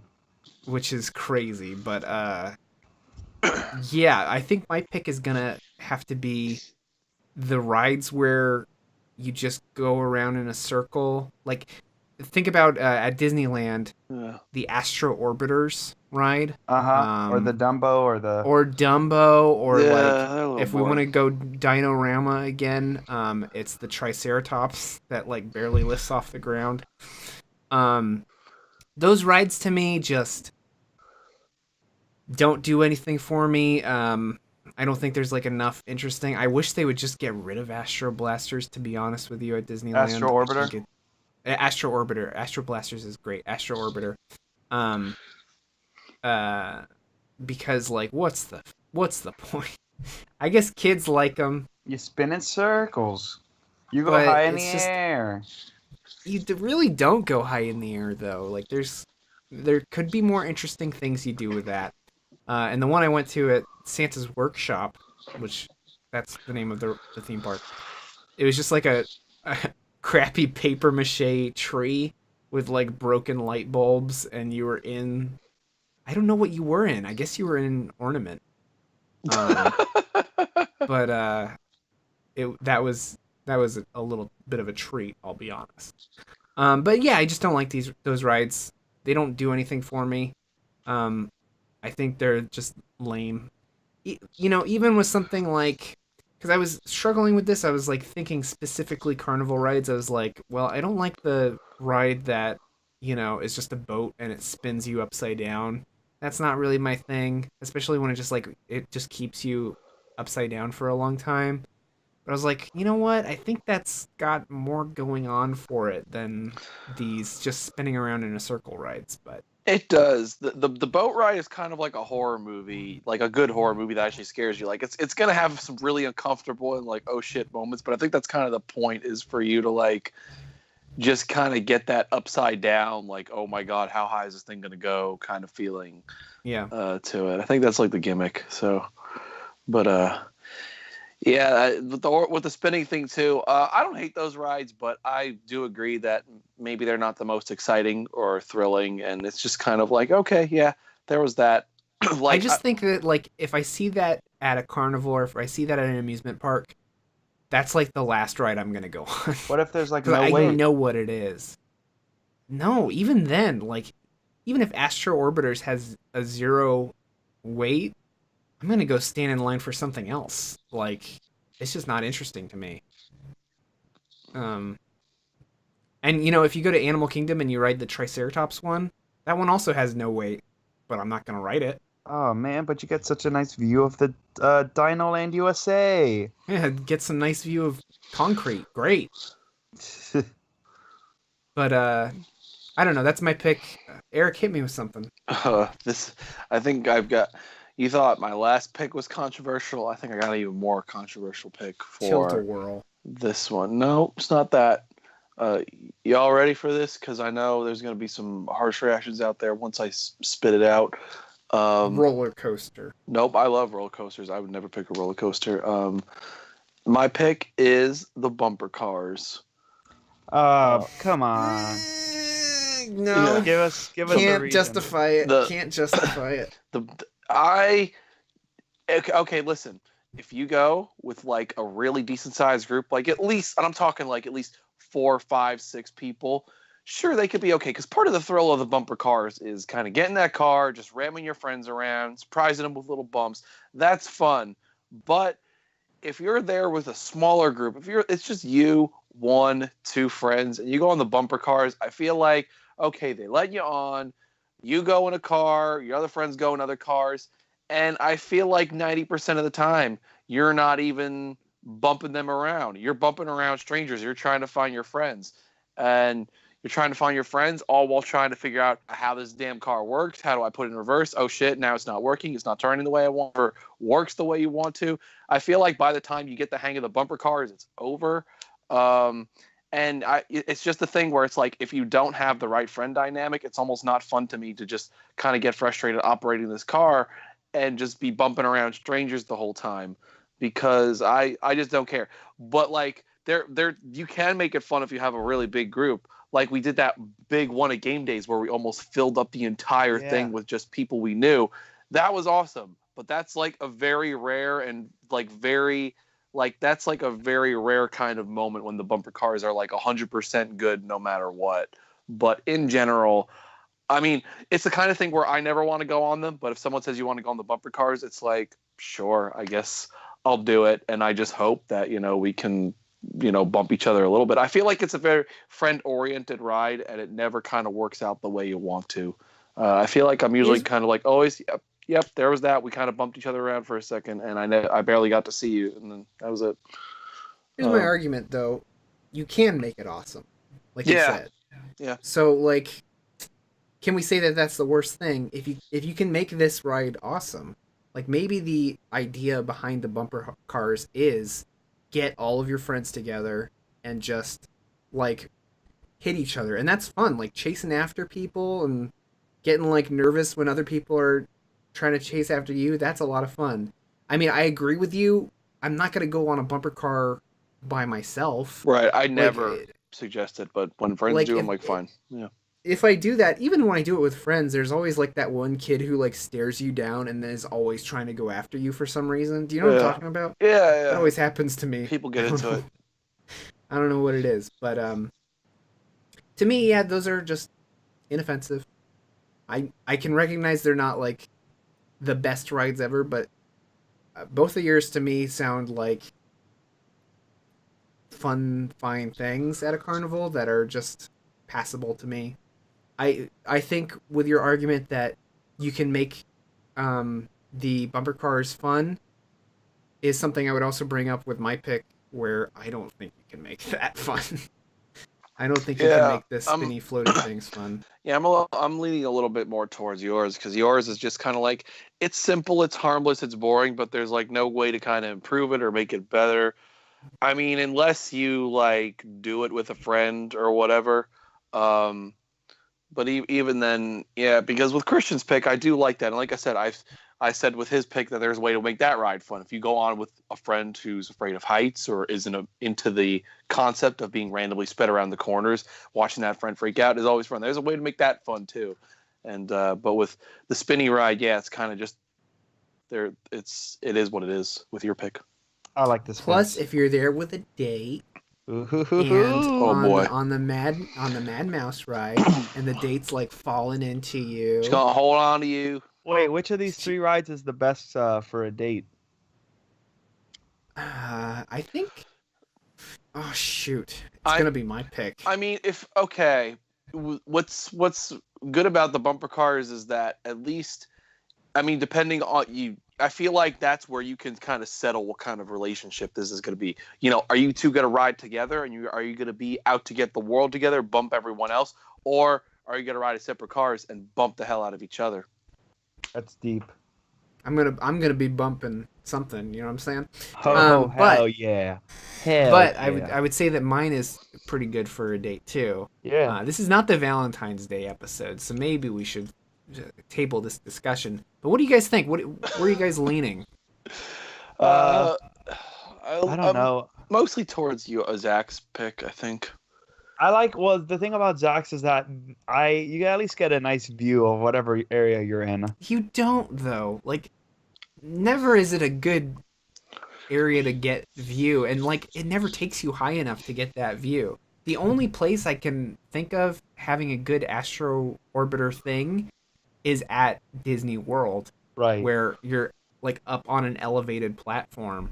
Like on Dumbo, you basically just see like the carousel. You know, Uh, that's all you can see from Dumbo, basically. huh. Where am I leaning towards? Because bumper cars, you're right, Eric. You got to really. It's a very case by case situation, and Yeah. most of the time it kind of sucks. And it's also, without a doubt, way too short. No matter who you're with. Exactly. Like once you figure out like how to really steer that car and how to get it to move, It's over. It's over. It's always like, Over. oh, okay. Yeah, but also the thing about bumper cars is that there's usually not long of a wait because they hold so many people. Like, That's true. Yeah. I think if you want to write it again once you've gotten the controls down, you can just hop right back on it. With my pick, like, Dumbo is one of the highest, like the longest rides at Disneyland, basically. Um, I think that's because Dumbo is so iconic that people like to go on it, but it's like a 60-minute wait, and it's not worth it for that. Really? Yeah. I've never lot of been the okay. time. I've never been on one of these rides, but that's just because because the closest thing to them I've been on is like the swings, and I think the swings are okay, but it's kind I of think the thing- swings are way better than that. I like the swings. I like You get the to move swings. around. Yeah, I like the freedom you kind of have on that ride. I like the how high it takes you. I like the angle, and one of those spinny rides feels like the swings, but without everything that makes the swings good to them. So that's kind of why I never ride them. But yeah, I don't know that. Yeah, it's definitely not a ride that looks like it's worth such a long wait. Well, that's another reason I never go on them is because Astro Orbiters always has a super long wait too. At Magic Kingdom, I think it's like an hour also. Oh At yeah, and it's also like Disneyland, a terrible way to get in. yeah, at Disneyland it's like 30, 40 minutes usually. So, I mean, that's another knock against it. But I realize it's more for kids than anything. But do kids really like that? Like, that was never my favorite ride as a kid either. I don't think I I ever think like liked really Dumbo as a little, kid. really little kids. Yeah, it's the kind of thing where you go up high, you get to spin around. I mean, even though don't get to see the whole park, you still get to see a lot more. Mm. I think it is. I think it is a ride that appeals to kids. I mean, it depends. I mean, there's some kids that are genuinely into like the thrill rides, roller coasters, and I think they get bored by it. But I think most kids do like that kind of stuff. It's a good stepping stone kind of ride for them. Mm. Well, I mean, we're going long. Christian, what do you think? I think it's up to you. It's between bumper cars and He's going bumper cars. bumper cars. Okay, that's 2 wins for Eric. Hope you know what Jesus. you're Oh, doing, is that 2 Christian. wins? I didn't. Yeah, I didn't think bumper cars would have won. I was like, I know the people because, like I said, I'm used to people having suggest the bumper cars to me. I'm never the one to bring it up. But yeah, I'm still down with picking bumper cars if that's the Christian consensus here. I mean, I really don't like bumper cars as a pick just because I feel like it can be fun with a group. Like, Yeah. and to me, that's just not the same thing with the orbiters. But I if agree. both of you are going bumper cars, then I'm willing to lock it in. Christian. Bumper cars. Okay, bumper cars He's it is. doing Lock it. in. Lock it in. Okay, great. Well, how about I throw it on over to Eric. Eric, what's your topic for this week? Oh. Since you're the winner chicken dinner, two topics in a row. Might as well. My topic is one I've been wanting to do for quite a while, and we're finally doing it. because We're it's finally here. becoming somewhat relevant again, and it's a I would say it's a bit of a topical thing, maybe not, but A anyway, little bit of a topical topic. my Oh, it's a topical topic. my pick is or my topic is going to be worst Black Mirror episode. Nice. This was I mean, we started doing this podcast like the beginning of this year, end of last year, I think. And that was like Yeah. was it December 3rd or something. and that was when we like started. right when season 4 came out. So Black Mirror was the hot topic again. I really want to do that, but I really wanted to wait until we all saw all the Black Mirror episodes, and I think Christian just recently finally caught up with season 4 and all that, and now it's becoming relevant again too because season 5 is just 2 months away now. So we're kind of all getting a little bit of Black Mirror mode, thinking about all the old episodes again because it's the kind of show that's always fun to kind of just shoot the breeze and talk about all different episodes, best, worst, and we're all about to talk about the worst things here. So I felt like we had to do it. We got to talk about worst Black Mirror episode. Well, what's your pick, Eric? If you have one. My pick, I don't know if this is going to be too controversial because I feel like the first 3 seasons are always, I feel like I get into conversations about the first 3 seasons worth of episodes nonstop, but I feel like season 4 kind of blew by people where it almost didn't make an impression. I didn't think season 4 in general was very good. And I feel like the conversation for that one didn't last too long. And my pick is going to be a season 4 episode. So I'm definitely wondering if people feel we might have too the same strongly episode. or not too strongly about it. We might have the same pick, but we'll see. Oh boy, are we all gonna have the same pick? Well, then I'm just gonna out with it. My pick is Metalhead. Oh, I have the same pick as you. Oh shit. Well, boys, we'll double down. That's not my choice. Well, oh, good. That's a good thing. Okay. But it was close too because there's definitely some other episodes I don't like that much. I would say there's definitely a couple of season 4 in there that were pretty close to being bad. Before season 4, my worst pick was a season 3 episode. But Metalhead. I just didn't. Can I guess what it was? Yeah. Was it Men Against Fire? Yeah, I didn't like Men Against Fire. Yeah. I don't know. But let's stick to talk about Metalhead because we don't want to spoil Christian's pick. Metalhead. First let's talk about the episode. Like, in case you haven't seen it, and this is spoilers for Black Mirror, by the way. Yeah. Don't spoil it too much. Season 4. But basically, the idea of I want to talk about why I don't like Metalhead, and I think that ties into the overall thing of the plot. Is that definitely check out Black Mirror if you haven't. It's such a great series. It's short. Like, it's an anthology. It's only I think there's only like 20 episodes so far, but definitely check it out if you haven't checked it out already. Yeah. Well, we can talk about Metalhead without just spoiling the ending, I think, right? We can just talk about the episode. I mean, I just don't... I think with Metalhead, there's not a whole lot to spoil in general. But basically, the idea of Metalhead is that it's an episode where it's post-apocalyptic. Right. There's robots, these Mad tiny Maxy. robots that are like robot dogs that are killing people, basically. And that's it. Yeah. That's it. I'm definitely not the kind of guy that, needs like answers spoon-fed to me or needs to know every little thing to enjoy something or whatever. I definitely like having mysteries there. I like definitely kind of thinking about things on my own and wondering what things were to a certain extent. But I feel like with Metalhead, they give you so little to even kind of grasp. It's just... It's so quick and it's done. It's like there should have been like a news forecast in the background or something to talk about what the hell is going on. Something to make me wonder, but there wasn't anything. It was just people being chased and murdered by these robot dogs, and that was it. It was almost like, like I said, I like at least a little bit of a morsel, a little bit, an appetizer to really make me wonder what the full meal would have been like. This wasn't even appetizer. This was like scraps. This was like leftover crumbs almost. Yeah. With just how little they give you, to the point where it ended and I didn't even feel interested at all to think and wonder what this world, what it was or what happened here, what could have been. It's just not. And and I've talked to a number of people about Black Mirror season 4 and these episodes, and I haven't met anyone else who has the same interest about what was that world, what was that like, what was going on there. No one I know has. It was just like, yeah, that was just a 40-minute chase scene, and I don't care. It's the consensus across the board.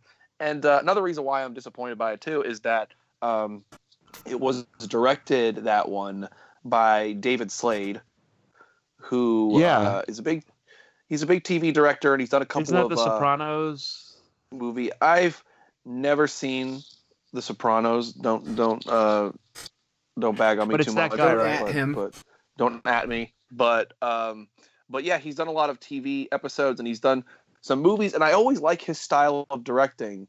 I really do.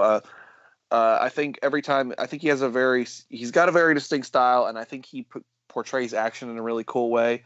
And even in this episode, I thought his style was just okay. I thought, it wasn't as effective as I think I would have liked it to have been. And I knew going into it that, like, from everything I was hearing before I finally got to watch these episodes myself, I was like, I might only like this for the directing, and if that is, so be it. But so I wasn't even judging the story too harshly, which when it was over, dear God, was it not anything I really cared for at the end of the day. But even the directing just didn't feel like it was like that old. It didn't feel like David Slade was really kind of as passionate about it as I saw him be on other projects, other film, because I've seen some of his films and I've seen plenty of his TV episodes, and he just didn't shine through as much as I would have liked him to have on this episode. So yeah, for that, and for just how nothing the episode kind of was, that's why I really picked Metalhead here. Well, I mean, you hit on a lot of things that I agree with for sure. But for me, what makes a good Black Mirror episode is the hook behind it. Right. And I feel like Metalhead doesn't have a hook. Like even an episode that I think not a whole lot of people like, which is a Waldo moment from I like season that 1 episode. or season 2 rather. Yeah, I think that episode is like a good hook with maybe a not so good execution, but I'm willing to forgive it because I think the hook is good. yeah. And you know what? Like, I think the idea of a pop culture icon becoming like a world leader is so, like, Yeah. I think that hits on what's going on in society at the moment Yeah, in a lot of big ways. Waldo is to me not a very good Black Mirror episode, but I still kind of enjoy just for what it is, which is this weird kind of little social political commentary kind of piece on a sort of like, I like the point that it makes, even if it's kind of like a very slow draw to that point. I think it's still, the point is still there, and there's still food for thought afterward. Where Metalhead, it was like, I guess there was a tiny few morsels of food, but I'm not even interested in what it was. Like, yeah. Yeah, and you were saying stuff about the direction, and I can't think of a whole lot of things like specifically great direction-wise with that episode, but I do remember thinking like some of the ways the robot dog moved around, or like the way she, well, no, but like the way she like trapped it and stuff, or like I thought that stuff was clever, but it just was like I kept waiting on a twist at the end or something. Yeah, I was expecting something like White that's like Bear. Every Black Mirror episode, and I mean, not to say every Black Mirror episode needs a big twist to be good, but with how boring the rest of it was, you think like, okay, there's gonna be something that like makes me look at all this different at the end of this, right? And it's just like post-apocalyptic robots taking over the world, killing everybody is so unoriginal. It has nothing to do with the main premise of Black Mirror, which is like our gadgets and technology are.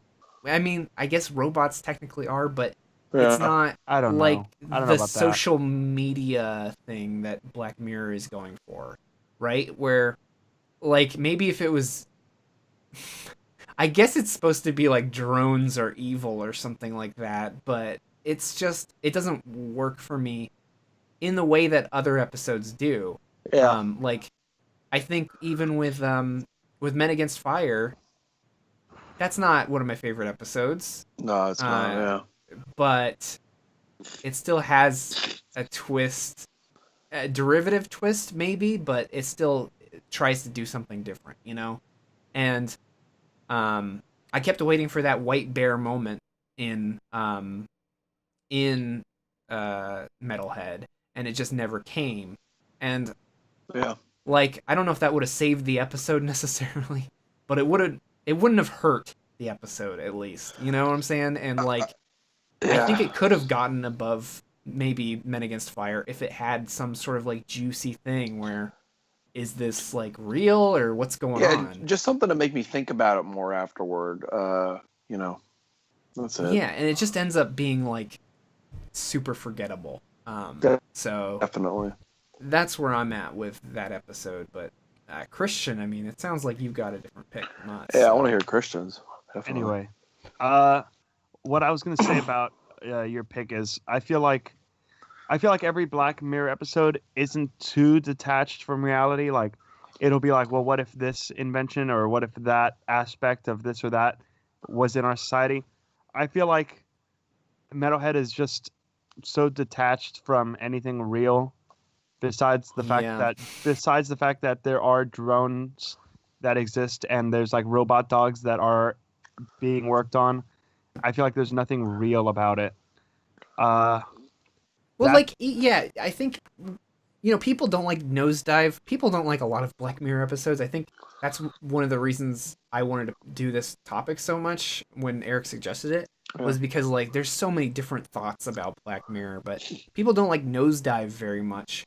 But even that episode, like, I feel like that's one of my favorites, actually. Connection to that episode because it's like, yeah, I've experienced stuff like that. I've experienced the like anxiety of posting something on social media and like it not getting likes or something like that. Yeah, Nosedive is one of my like maybe like top 3 or 5 favorite episodes. Yeah, and I mean, not only do I like its point, but I also just it has more of what I even wish Metalhead had, which is there's a journey there with that character. I like the whole road trip aspect of the whole episode. I like that character getting into all these different scenarios across the way and meeting all these different people and slowly getting more and more worn down as you go. I feel like there's definitely a great build to it. There's a journey there.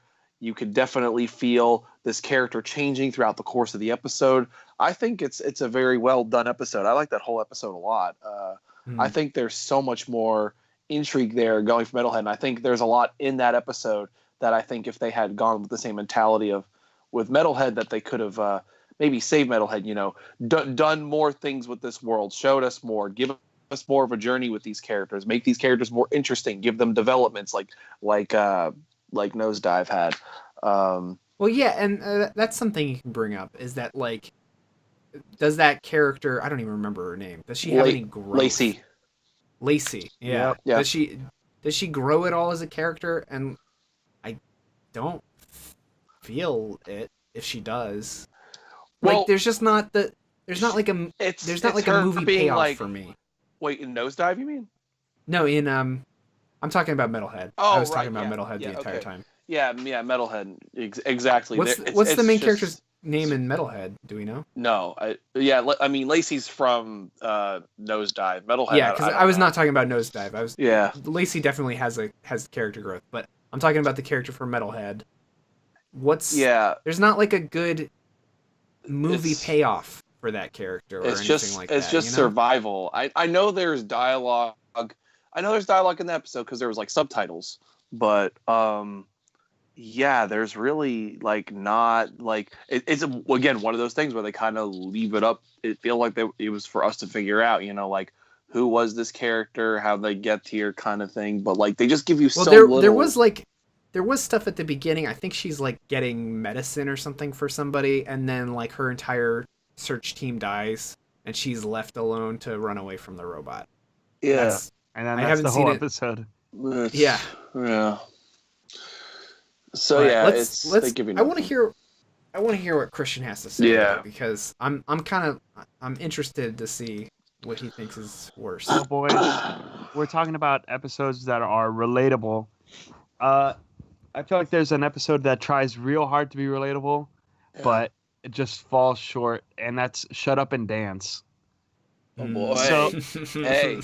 Yeah. You know. Boy, this is the episode where the guy Give it is to me. Yes. the guy's doing a little nasty stuff in his room, and You start there. he's doing a little nasty stuff in his room, and some guy captures the footage from his webcam and blackmails him into doing a bunch of heinous stuff, like, delivering things and then ultimately killing someone. Heinous stuff, delivering things. Heinous stuff. Well, he's making the Jism glaze for the Captain Crunch things at Taco Bell, and then he's It's trying exactly to what deliver. And then he to gives it to a Taco. little girl. Yeah. That's what he was trying to do the whole movie. But I just don't. This episode is so. Oh God, that's so gross. I'm sorry. Listen, he does That's it. so He fucking gross. And it happens. He delivers it to the little girl. Yep. Go on, Kirsten. No, I Please just continue. I couldn't get into this episode at all because I felt like this kid, what he was doing was like not the end of the world, and I feel like he could have just let the blackmailer Mhm. get Yeah. away with it and not like go and do all this terrible stuff. I don't know. I felt like the situation wasn't as interesting or as it didn't leave anything to the imagination either. Like there was nothing, not like the other Black Mirror episodes that give you that idea. Like a lot of times with Black Mirror, you get that that moment where you think to yourself like, what would you do in this situation? Like there's so many situations that are realistic and feasible. It definitely. I feel like when it comes to people who watch that episode, they come in two camps, which is, the camp that I think you and I are in, which is we kind of just sat there the whole time going, everything he's doing is worse than his jerk off video getting out there. So I don't know why he is like so willing to like do all these bad things. He should just let the video go out there because none of these things are worth it. And then there's people that really get into his journey and go, oh man, yeah, I wouldn't let it get out. Yeah, oh my God, I'd be in the same situation as him. But we're talking about pedophiles, of course. Yeah, but that's the twist, is that I think they really wanted us to kind of go like, why is this kid is he just a dumb teenager who's like that embarrassed? Like what's going, like I think we were supposed to kind of feel like this kid is dumb and he really shouldn't be going as far as he is, but I guess so be it. And then the big reveal of like, oh, well, what he was doing is like illegal, which is why he was going as far as he did. I think that was the point, but even then, yeah, I'm not really too big on Shut Up and Dance either. Like, it's definitely because not only do I have lots of friends that talk Jerk about off. Oh, they maybe yes, some no, but I not only do I have a lot of friends that watch Black Mirror, I talk to them about that, but I also anytime I find a show, I always love digging up comment threads and looking on message boards and Reddit boards and all that stuff. And I remember when season 3 came out, I was reading, all over the internet, people's favorite episodes and stuff, and like people were just nonstop giving praises to Shut Up and Dance. And it was just everyone that just for some reason got into that little hook of like, oh my God, when I found out what the kid did at the end, it was the most shocking thing I think Black Mirror ever did. It was like people, and it was like, I don't know. Because again, it's just a simple thing of why is this kid is stupid. He shouldn't be doing all this stuff. Oh wait, he's a pedophile. Well, fuck him. The end. Like I never felt invested in his journey because I was never able to like agree with anything he was doing. right. Like having a twist at the end doesn't make up for being bored for 45 minutes. Yeah. See, I just disagree with you guys straight up because I think that episode's great. I've only seen it once and I kind of don't want to watch it again. It kind of grosses me out. It's not one of my favorite episodes, but I think the idea of like people doing stuff because they're scared of the potential fallout, especially when it like revolves around social media and like, in this age of like videos and stuff getting out on the internet and scandals, I just think that's a really interesting thing. Like, I think I agree with you that I think the kid is stupid at first, and then at the end, I think he's a pedophile, so fuck Yeah, him. yeah, right. But I still think like, man, if I had if I did something that was super private that I didn't want getting out, what are the links that I would go to for that? I don't think there is something like that for me, but like I think it's an interesting idea. I think um, seeing all the different people react to that is kind of another reason why I think that's interesting. Like we see the businessman who like paid a hooker or whatever, Yeah. doing things, and he's like his partner for part of the episode. I think that's cool. Um, I do think the thing that I think is stupid, even if it's relatable and true and realistic, is at the end when they just show the troll face. I uh, I rolled my eyes so hard at that moment. You didn't like the troll Um, phase? I did not like the troll face. I'm very much anti meme, and I felt like that just took me right out. It just plucked me right out of that episode because I was like, oh, okay, here's great. Here's a meme. And I think that's something that would probably happen in the real world, but like Well, Black Mirror always has this like different reality and like just like slightly different reality. You know what I'm saying? And so fucking Trollface exists in the same world where Waldo exists. Like I don't know. Just to me that was something that pulled me out of it.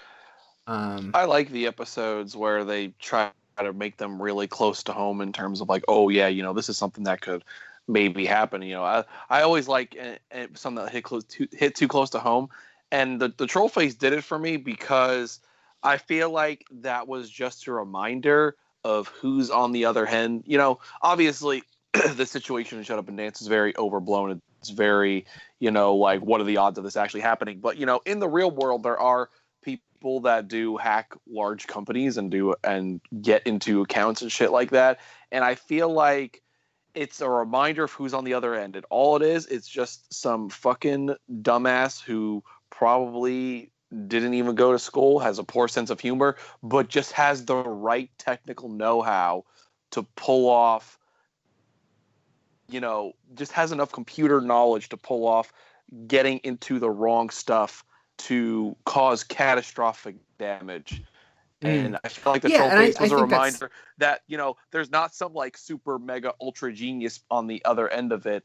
It's not like a guy who is, very well off, and it is someone who is just not above just some means. idiot on the internet. Yeah, it's just some idiot on the internet who has the right technical know-how. Yeah.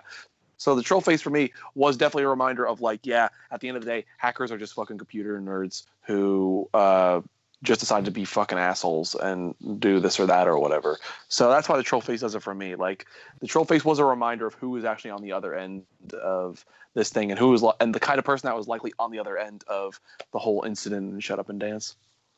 And I don't think the twist is necessarily the best twist Black Mirror has ever done or anything like that, but I do think it was done well enough where there's enough of a setup for it. Like you can, if you pay enough attention, you can probably figure out the twist. Oh yeah, they drop hints all throughout the episode. Yeah. Yeah. But it's still, I think it's still effective. Like at the start, you're like, okay, this is just, a shitty kid that looked at some titties on the internet. But then once you figure out what it is, I think that reveal is potent, And the moment where his mom calls him and is just like, Yeah. kids, that's a really rough moment. Like just thinking about the people in his life that he's affected because of this. Yeah. That I don't know, it makes me feel really gross, even talking about it. But that's why I think that episode is just not that bad. I think we're talking about this episode more than I could ever have a conversation about Metalhead. Yeah. That's what I was going to say. I mean, I don't like Shut Up and Dance that much, but I do think it has more going for it than Metalhead. Like, even if I wasn't into the character, and even if, you know, I was also whatever about the twist, you know, I do conceptually, I like what I get out of Shut Up and Dance was I liked watching their ideas. I liked seeing, okay, what's the next thing they're gonna make them do? Okay, now what's the next thing? Like I like seeing how they raise the bar every time, and I do like the montage at the end where all the hackers just let all the information out there, watching the fall. That's like there's things about that episode I do enjoy, even if I wasn't personally into like the character's journey or the twist or anything like that. There are elements I like. I just don't like the episode overall. But there are things I like. Where Metalhead, there's just very little I like about Metalhead. Very, very little. I would also say that with that ending, you're supposed to not like the kid at the end. You're supposed to say fuck him, because I think the twist is like, the twist is like, okay, well, I've been rooting for this protagonist the entire time, but it makes you question rooting for him in the first place, you know? Well, I mean, like that's like what I was saying before. You know, I feel like there's like a group A, group B with this. Is there's people that rooted for the kid and then kind of had that moment where they're like, oh my god, you know, they just completely shifted my perspective on this kid. And then there's people like me and Christian where it's like we didn't like the kid from the get-go. We thought he's just being a dumb kid. Just let the video get out there. It's not worth robbing a bank. It's not worth killing a guy. It's not worth all this stuff. And then we're just like, oh, okay, so not only were you a kid who decided to do all these bad things, but you were also a fucking pedophile. Okay, well now just fuck you even more, kid. Like, goddamn. Like, so there's people who I think who empathize with him and then had that shift, and then there's people who just didn't like the kid all the way through, and that's where I stand. I didn't like the kid, and I just liked him a lot less at the end of the episode. But I think that's kind of what the show sets up for you, is that because even the guy, the businessman that he works with, for like, I think they rob a bank together. Maybe I'm wrong. But they kind of do. It's like the guy's, he's like the getaway driver, and the kid robs the bank, and he's right. But the guy's like, you're doing this because you were jerking off to some titties on the internet. Yeah. And like, he's like, you should just come clean. Like, yep. I have risk of losing my relationship and getting a divorce. Like, that's what I'm worried about. That's why I'm in this for. But like, even then, I would say that the idea brought up by that episode is like, is anything worth that? You know, like, should you bow into the demands of these like strangers on the internet? Should you? Because they're just gonna release the information anyways. You know, I think that's the idea of the episode. But yeah, I think it's gonna be Metalhead. Sorry, Christian. Yeah. Wait, so you're doubling down, Eric? Christian, shut up. Yeah, it's weird because Christian shut up. Christian, shut up and dance. Zach's Metalhead, and I'm kind of both, but I do think Metalhead is worse. So. Oh boy, you guys are killing me today. Sorry. I mean, I didn't like Metalhead that much either, but man, 3 in a row for Eric. How are we gonna let that happen? I guess we're just gonna have to let it. But I do get a point because it is. It was Zach's pick. I was double down. Oh, actually, I'm gonna change my pick to Metalhead. Oh, I get a point too. No, sorry, too late. All right. So the final topic of the show. We're gonna get right into this. It's gonna be my topic. And it's gonna be worst movie genre. Oh man. Hey, how about that? I'm gonna start this time because it's my pick. Don't you always? I sure do. just like Zach does. But I was gonna say superhero movies at first, but oh boy, because I'm tired of them.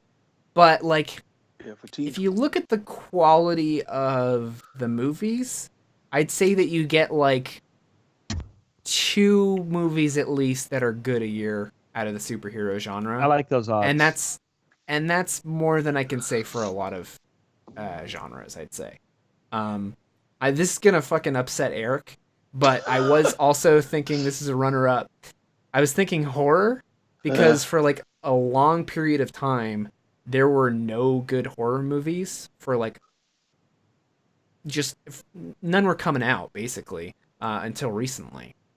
Like now, I feel like there's a good one every year or something like I that. I Um, think because I mean I've always been keeping up with horror and horror stuff, and I think horror is always. I mean, I feel like there's horror and then there's mainstream horror, and I feel like mainstream horror definitely was good, and then it was not so good, and then it was good, and then yeah, like the late 2000s, like early 2010s, it kind of hit another lull, and now maybe there's some good stuff coming out, but I feel yeah, like like I like it, but yeah, but stuff like like The Bye Bye Man or Ouija yeah, or I just think that there's a lot of there's a lot of low lows, and but there's also a lot of high highs. So exactly, it's hard to say. But but I would say that with there's a lot. There's a bad horror movie is a dime a dozen. I'd say. it, with yeah, exactly. With horror too is like there's always been good horror movies out there. You just have to dig for them, which maybe several years ago was a little harder, but now with streaming services and all these different ways to access movies we have, it's a lot easier to find the good stuff, the stuff that's not really playing in theaters. Uh, Movies like The Babadook was probably one that I think most people saw online. I don't remember the Babadook ever having a run, Theatrical run, yeah, yeah, or anything me like neither. that. And that was one of I think 2014's top horror movies that everyone kept talking about over and over again. So I think yeah, just with the way movies are executed now, people have more access and people are seeing that there is good horror out there, even if it's not playing in my AMC theater right next to me. So I think yeah, that's also helped kind of give horror a more positive image over the last few years. But yeah, otherwise, you are right on the fact that there's a lot of bad and a lot of good across the board. I mean, Nah, I it's would all say that bad. there are some really good ones, and that's why it's not my pick. Right. But I would say that there's more bad than good, and I'd say that when it's bad, it can get really bad. Yeah. Like mainstream movies should not Right. be this bad kind of bad. Sure. Um, Within mainstream horror, yeah, it's definitely been a rough and steady ride trying to like get it to like where it's just not schlock that only panders to the casual audience every single time. but Understandable. what my pick's gonna be is, Yep. and this is maybe controversial, I don't know, but it's gonna be the biopic. Um, Oh, and Interesting. really? Whoa. and why I That's a pick pick. that is because I feel like they're rarely more interesting to me than a documentary. And like now yearly there's all these biopics coming out around Oscar season. There's like 20 of them around Oscar time and they're all trying to do like the same thing. I've just kind of had enough of it. A lot of these stories aren't that interesting in the first place. And a lot of it's like World War II bullshit. Um or like I don't know, like a lot of them have Tom Hanks in them. Yeah. Poor And they're Tom always like Hanks. my least favorite Tom Hanks movies too. You know, like Tom Hanks did one that was like Bridge of Spies. He did The Post. The Post recently. He did Sully, which I hated. That was one of my least favorite movies ever. Um, I uh, saw Sully not too long ago. Yeah. and I'm not excited for that Mr. Rogers movie. I feel like I got everything I wanted out of that already with Won't You Be My Neighbor, and which is why I think just Yeah. documentaries are better. Like, and there's definitely some exceptions for sure. Don't get me wrong. I think like when you make it about like a musician, that can be really interesting. Like there's What about Man on the Moon? uh, I don't know. It's fine. I mean, like I have a whole list of biopics I really like. I like Yeah. Malcolm X. I like Straight Outta Compton. I What like Amadeus. What about I like a lot of the Martin Scorsese biopics. I like, Raging Bull. I think What ab- Goodfellas is technically one. what Yeah. about Big Eyes? Tim Burton's Big Eyes. Does that That count? one's fun, but I I think like that. that one's good. And I think that's why I think biopics are my pick, is because they're only good in the hands of like a creative director. Like Martin Scorsese, I think always knocks it out of the park with biopics. But Steven Spielberg, he's a fantastic director, and his last few biopics, maybe not so great. Like he did that Bridge of Spies movie. I'm not crazy about it. And I feel like those movies are all so similar, and I'm just tired of seeing them during Oscar season.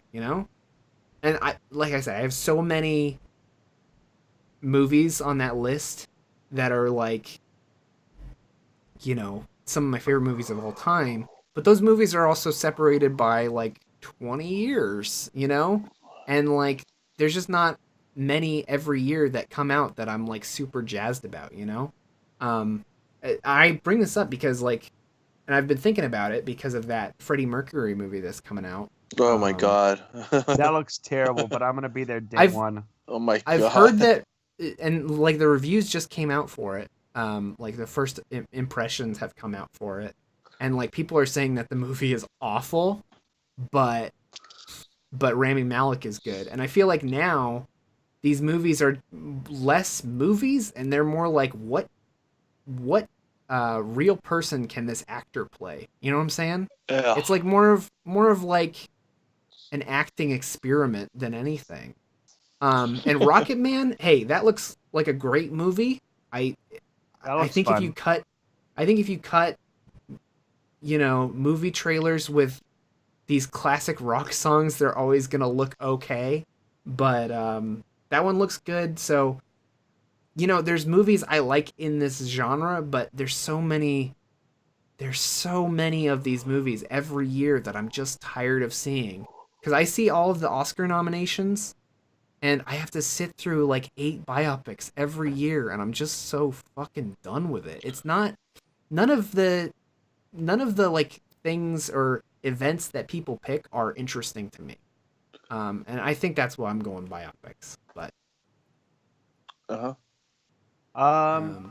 man, I don't know. There's so many. I feel like I always get enjoyment out of, and you keep saying biopic, but I say biopic.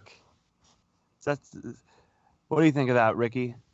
I mean, it's biography, right? Biography picture. So biopic. I think you can say it either way. Biopic, bio. No, but what do you say? I say biopic. Okay, then I'm on my own then. But it's one word together, right? So you should say it like one word. I know how you should say it, but it's how I do say it. Oh wow, contrarian over here.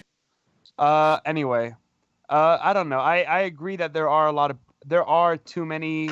I feel like when people are out to make Oscar bait, their first pick is to make a biopic about someone. David Fincher makes a lot of them too. Yeah, I get that. Yeah. Does Zodiac count as a biopic? No. Barely. Like I feel like I said, it's all about style of the director, because Wolf of Wall Street doesn't feel like a biopic, but it is, and that's a great movie. And same thing with, like The Social Network. That doesn't feel like a biopic. It is. And like, I think it's down to the directing style, but what I'm talking about specifically is just like the Oscar bait biopics, because there's so many of them every year, and just they're just not interesting. They just feel the same, Mm-hmm. So I get that. That's my pick. Why don't one of you others? Shit. Why don't you go? Why don't you go, Christian? Man, Christian. Hit me with something. Okay, I'll go. All right, boys. I was gonna say horror. Oh my god. Ooh. But I'll go with my other choice. Okay. No, you can go with horror. I want to hear the backup. No, I'm not gonna say horror. I'm gonna give you the satisfaction. My other choice was video game movies. Oh wow. That's a good pick. Right on. Yeah. Oh my god. Guys, there are so many bad video game movies. Yep. Yep. The bigger challenge is to name a good one. I like Warcraft, but I know it's not a good movie. So when you say video game movies, this is exclusively talking about movies that adapt a video game, right? Right. That's it. Because I know people that like broaden the term to where it's like, oh, if the movie plays by video game logic or rules. I'm not talking about hardcore Henry over here. I'm talking about movies that are based. You're not talking about Wreck-It Ralph? Or no. Not talking about Live, Die, Repeat with Tom Cruise. Nah, get out of here. That's not a video game thing. What about Ready Player One? I know people who consider that a video game movie just because it's like, oh, well, he dies and then he starts over all the time like a video game. What about Ready Player One, Christian? Can we No, count that's that? not a What real about game. What about Adam Sandler's Pixels? That might be a video game movie. I don't know. Okay, so you're talking about straight adaptations. So yeah, then. adaptation films. Then Right. Yeah, okay. Video I'm not game talking about adaptations. I'm not talking about adaptation, the movie. I love that movie. No. But no, I thought of that video game movies, and I was looking down a list, and I could not really think of a single good one. They're all so bad. You know what? Like, I don't hate the original Silent Hill movie. It's not as good as the game or anything like that, but yeah. Even the Lara Croft one, I don't think is that bad. It's not good, but It's that good. yeah. I mean, we don't have much of a sample size, though, right? How many movies have there been? Do you know? There's whenever the topic of like what are the good video game movies that people always bring up. There's only one answer I always have every single time, and that's the Ace Attorney movie. I really like the Ace Attorney movie, but otherwise, Christian, you have a thought about that? No, actually, I was just thinking of like Hollywood adaptations. Yeah, because I feel like the Ace Attorney. Apparently, there's movie was 33 33 total like Hollywood adaptations. video game adaptations. That sounds right.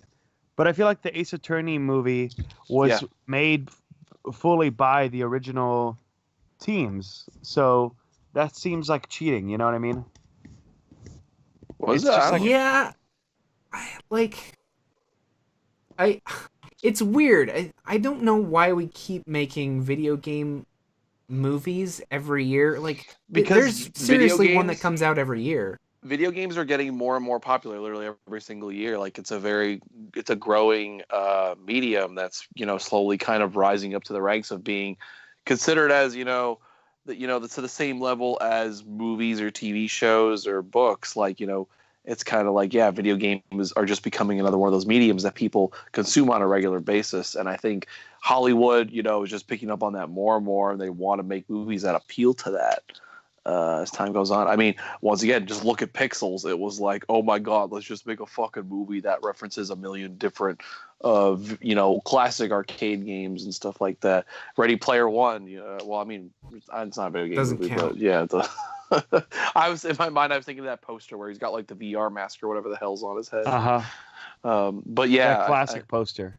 Like, there's so many classic posters. It was hard to remember the specific one, but it came to me. Mm-hmm. But yeah, with video game movies, I mean, Hollywood just knows that video games are getting big and they want to capitalize on it. Yeah, and it's Hollywood execs that don't understand it that are probably hiring the wrong people. Can't wait for the Fortnite musical film where everyone just does the Fortnite dance. Just do the floss or whatever. No.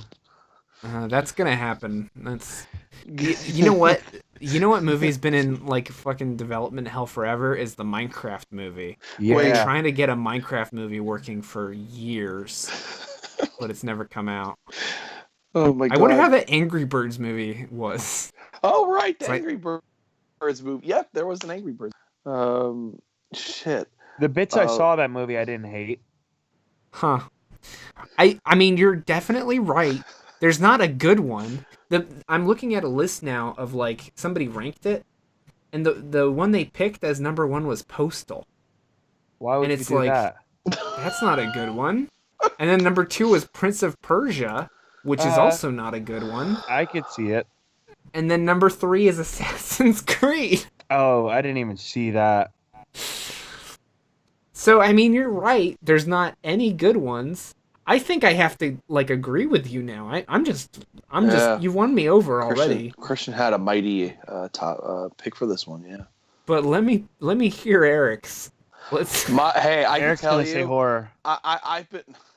I've been sweeping in everything this whole episode. I'm not going to win this one. I guarantee it. At the beginning of this episode, I had the Baconator for Wendy's wasn't my most controversial pick. This is going to be my most controversial pick, I think. And I think this will be especially controversial to our fans that are doctors out there. My pick no. for worst film genre is gonna be comedy. What is wrong with you? What is wrong I with can you? see it. I It's- can Alright, see it. Let's give Eric the floor. I want to hear his comedy rant. I am just not that big of a fan of.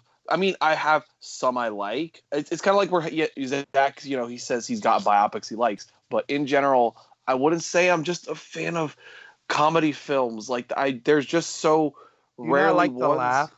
What? No.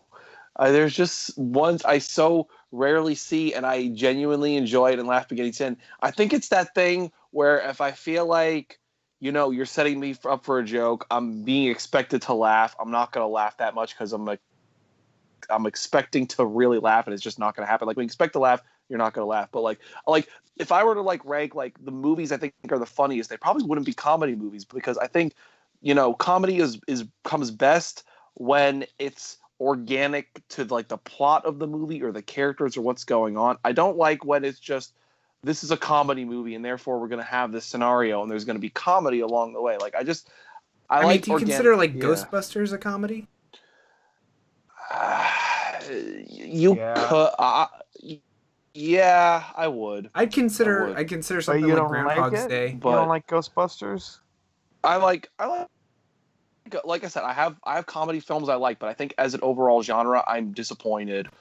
Just too much. I think it's a thing that most, I mean, obviously I don't feel this way about horror because I'm very into horror, but I think the same way a lot of people feel about horror, where it's like, oh, well, there's just not a lot of good ones for me to say it's a good genre. But like, that's the way I feel about comedies. I'm so rarely tickled by a good comedy that that I just don't like it that much. And also, one thing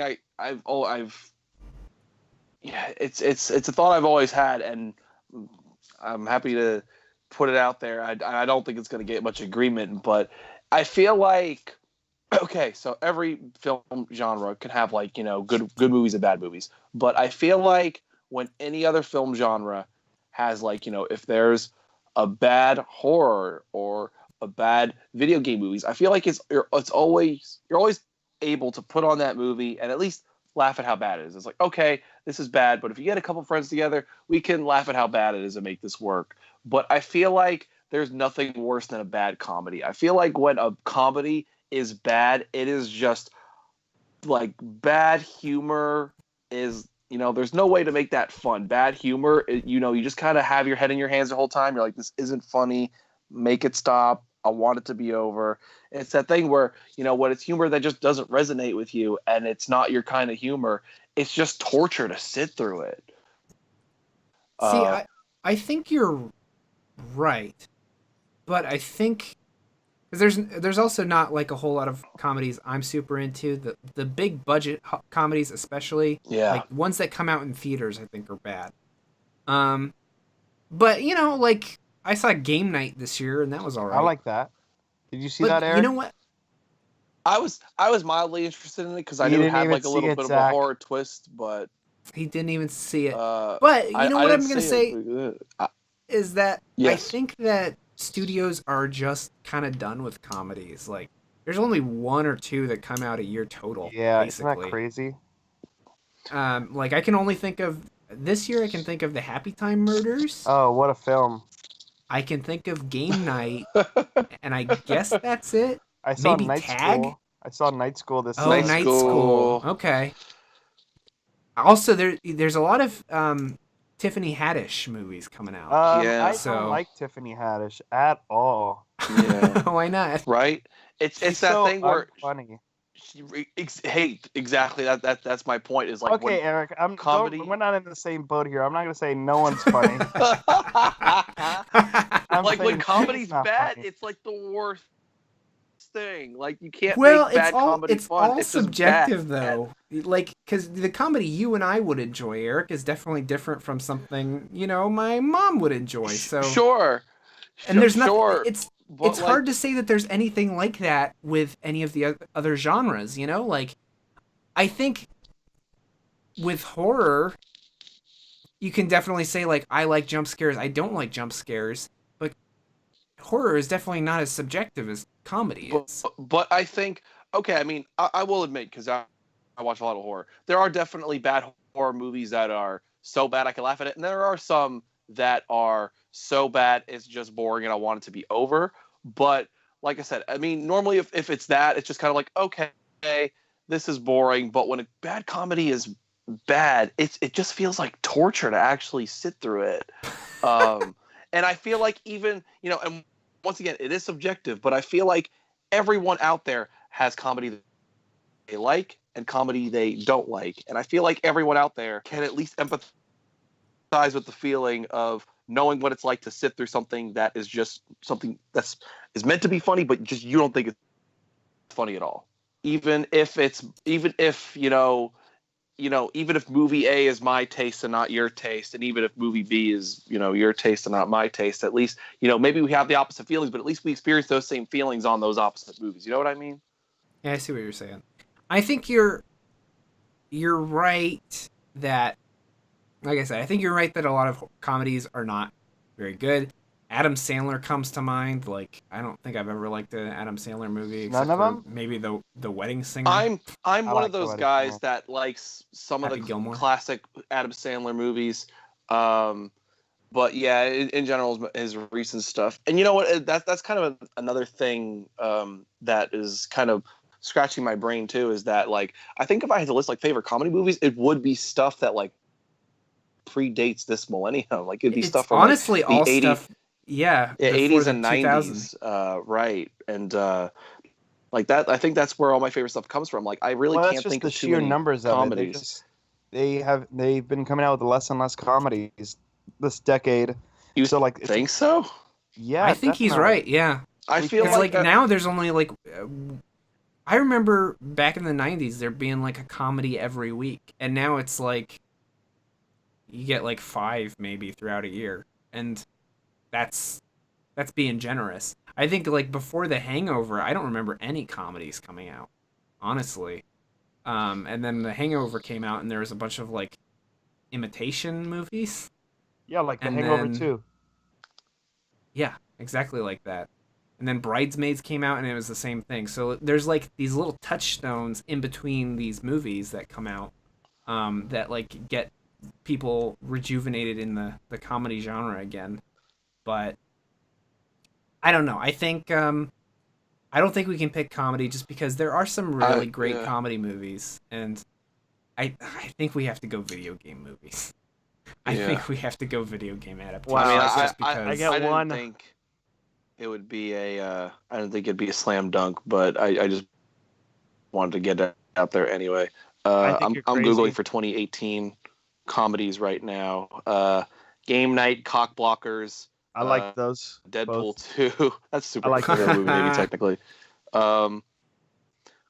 Crazy Rich Asians. I saw that. The That was Spy fun. Who Dumped Me. I didn't see that. That looked terrible. That was the only movie you could see with Movie Pass for a while. any Mila Kunis movie is probably going to be bad. Yeah. Hey, So. also, what's her name? The other one. Man That's Wasp, Night School. Night School is Mamma not Mia good. sequel. That's not a comedy. Super Troopers 2. I didn't see it. Oh, that movie unfortunately. Tag that has all those like big stars in it was like, we Uh, have the lifelong game of tag. Yeah, Tag was fine. It was fine. Gringo, Happy Time Murders. Happy Time What Murders the was fuck bad. is Gringo? Gringo's Did you go and see it, Christian? I didn't. Yes, I saw it because I love the Muppets more than anything in the Oh. world. I'm gonna watch it on mute next time. This movie I You're saw a just commercial. gonna watch the movie with no sound? I'm gonna buy the Blu-ray and I'm gonna watch it with no sound, Zach. What are you doing? Uncle Drew. I saw commercials for that all the fucking time. It looks so bad. Johnny English. Christian's gonna buy Happy Time. Yeah, he's gonna. I'm gonna watch the behind-the-scenes documentary that comes on the Blu-ray, and then I'm gonna watch the theatrical cut of the film on mute. Oh my god. Okay, video game adaptations. Lock it in. Yeah. Oh boy. Yeah, I'm good with Holy it. Was that every comedy? I feel like that was it. Oh, like what I was saying? Let's not. Let's not. I think that was all of them. I think he named them all. Yeah, he boys. probably did. No, I I'm gonna- don't. No, That's I did. you know what? Interestingly enough, that's the same amount of video game movies there are. So, Whoa. all right. So we've locked in video game movies. Perfect. Video game adaptations. Okay, so where does that leave us? So for the roundup, for worst fast food item, we picked the Baconator. For Yeah. worst carnival ride, we picked Bumper Cars. For worst Black Mirror episode, we picked Metalhead. And for worst film genre, we picked video game adaptation movies. What do you guys think is the worst thing ever? Ooh, bumper cars. No, fuck that. I was just thinking. I think Bumper Cars is like out of the running first off. I think video game adaptations, but honestly, because I like all of the other things more than video game adaptation. I was gonna say video game adaptations. I Yeah, think the worst I'm thing leaning. ever of those because Because there's like no enjoyment. I'm not gonna try a Baconator, but I'm leaning towards that, and yeah, like the Baconator. I don't like it so much. Zach's never had one. Christian, I think, I'll felt eat a it. little bit more enthusiastic about. Yeah, he'll eat it. That's I guess that's some level of praise for the item. And then like even the worst Black Mirror episode, I still enjoyed it fine. I was still there for the ride, you know. Hey, at least it's only 40 minutes, where video game movie is twice the length. Yeah. They're I both mean, bad, but there's a lot of video game movies I wish I could have taken that time back. And you know what? There's a lot of video game movies that are 1,000 times worse than that one Black Mirror episode. So, do you want to got say that that right. the video game adaptation movies are the worst thing ever? I'd like to say that, yes. wait. Okay, Before we do, I have one question. go for it. Oh my God, what is it? You queuing up a bit? No, I'm not. I have a question because we had this. We were talking about this earlier, and okay, the episode of Black Mirror Plate. Is that a video game movie? No, No, it's not a video game movie, Eric. You it's fucking not idiot. based off a video Jesus game. Christ. It's not an adaptation. But Ready it's not Player One isn't a video game adaptation movie, and so isn't Playtest. Jesus Christ, Eric. Okay, video game movie adaptations are the worst thing ever. Great. So where does that leave us for the championship?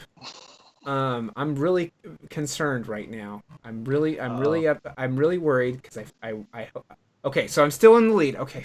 Eric's coming in hot. Okay, I'm still in the lead. We don't gotta worry. I'm coming in at 37 votes. My God, Eric's coming in at 34, 17, and Christian's got 18. 18. Bud, 18. So, you know what? Eric's catching me, but Christian's on his way there too. You know what I'm saying? Just Next like the week I'm great gonna win 'em all. just like the great Tom Hanks biopic, Catch Me If You Can. Wonderful film. Ah, yes, my favorite Tom Hanks biopic, Castaway. Okay, great. So thank you very much for listening to the worst things ever. If you disagreed with any of our picks, or if you have a potential topic you'd like to see in a future episode, Give us those please topics.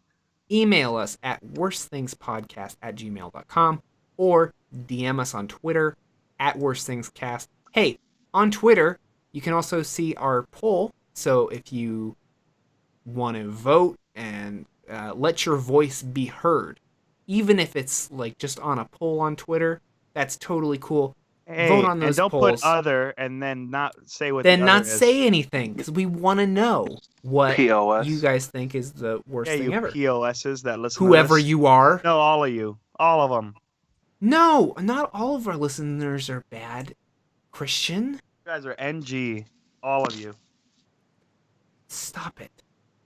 I love every single one of them. But thank you very much for listening. And hey, you know what? You can follow me at Twitter at Zack J. Weiss. Wow. And you can follow me at Twitter at DressUpDoggy. That's dress up like the act. Doggy like the animal. Oh, my Twitter is at Ricky Bear. Ricky like the name, Bear like the animal. Good night, friends. This has been the worst things ever. See ya. All right, let's record the next one right now. Okay. All right, let's go for it. I'm gonna take a pee right quick.